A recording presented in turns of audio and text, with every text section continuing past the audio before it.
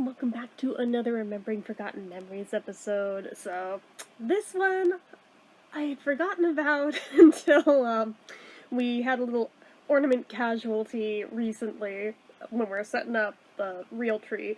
We have an artificial tree and a real tree, so this one was not that one, but it reminded me of this that I'd completely 100% forgotten about until just now.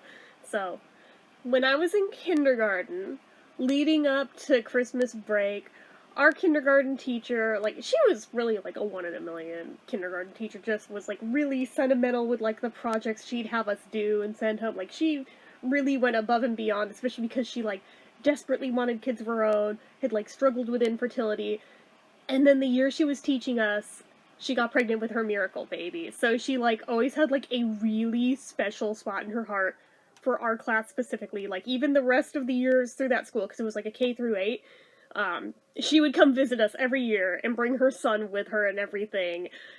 It was just really cool. But anyway, so for Christmas that year, she was doing a craft with all of us that was going to turn into an ornament.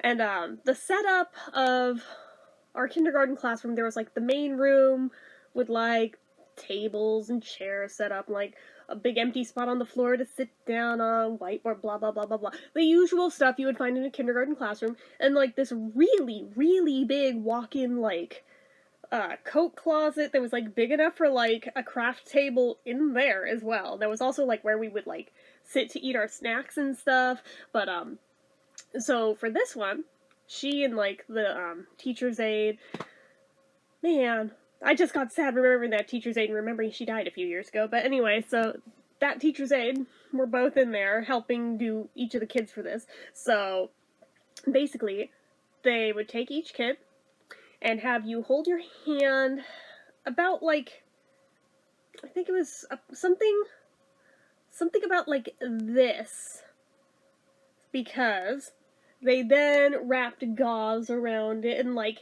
plaster a Paris over it and let it set long enough till it would hold shape upon wiggling the hand out, because it would make a mitten shape. And then they would let us paint that once it was all dry and everything. But like, regardless, I remember the process of having my hand cast in this thing. I had never broken a bone or anything, so having it described as like getting a cast when you break a bone, I was like, I don't know. I've never done that. I don't get that. So as it was hardening, it was kind of freaking me out, especially as an autistic child who didn't know she was autistic yet and just didn't understand why she was like highly sensitive to like weird sensory stuff. But especially it was like getting heavier as it was hardening. Like, it was freaking me the hell out, and just like expecting me to sit still long enough for it to do that.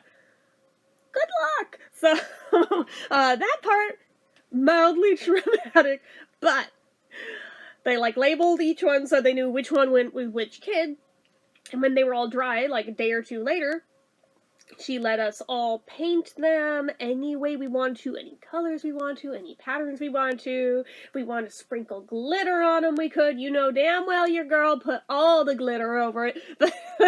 Because of course I did. You know, I love me my sparkly shiny things. That has never changed. And then I guess they must have like done like a Dremel tool through like one edge of it and did like a ribbon tied through there to make it into an ornament. Very cute. Like, honestly, very cute idea. Very unique. Love that. Love that.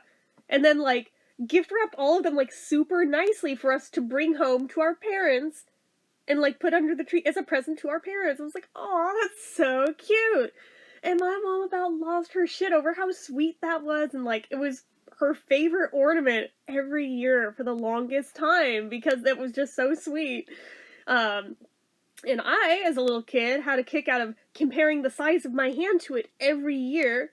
And for a few years, I was still able to kind of get my hand up in there and, like, put it on. But, obviously, eventually my hand was too big to do that with, and I would just kind of put it over it and compare. And that was all really cool until, like, I think I was in about 7th or 8th grade. And my brother frickin' knocked it off the tree and broke it. Broke it badly enough to where we couldn't even, like, re-glue it together. Do you understand how devastating that was, not only to her, but also to me, knowing damn well that you can't recreate that? My hand will never be that small again. Sure, you could try to recreate, but it wouldn't be of my specific hand. At that age, like, there's just something about that that's just very, very sentimental, and seeing it busted like that really hurt. I mean, obviously, he didn't mean to. He didn't mean to, but oh my god, I was so upset over it. She was so upset over it. And it seemed to have sparked off a curse. Every year. Don't know why. Seems like specifically one of my ornaments every year ends up broken somehow.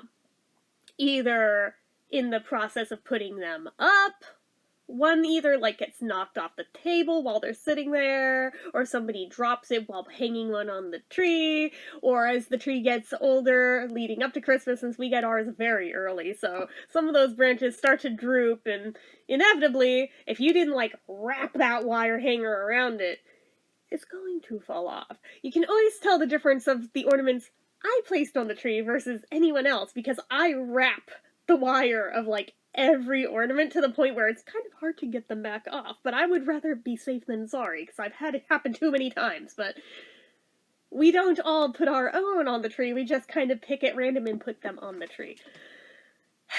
And it seems to be a curse every year. One of mine gets broken. Never anyone else's. Specifically mine. Like, last year, I think it was last year, my very, very, very first ornament from when I was a baby. First one they ever got to commemorate my first Christmas. That one busted. It was like a little stroller, a little baby in a pram, and like the hood over it. Yeah, that one, it was nobody's fault. That one was the fault of the tree, and it would hit the floor, top half broke off of it. My dad was at least able to salvage that one. He apparently re-glued it back together last year and forgot about it down in the basement where he fixed it.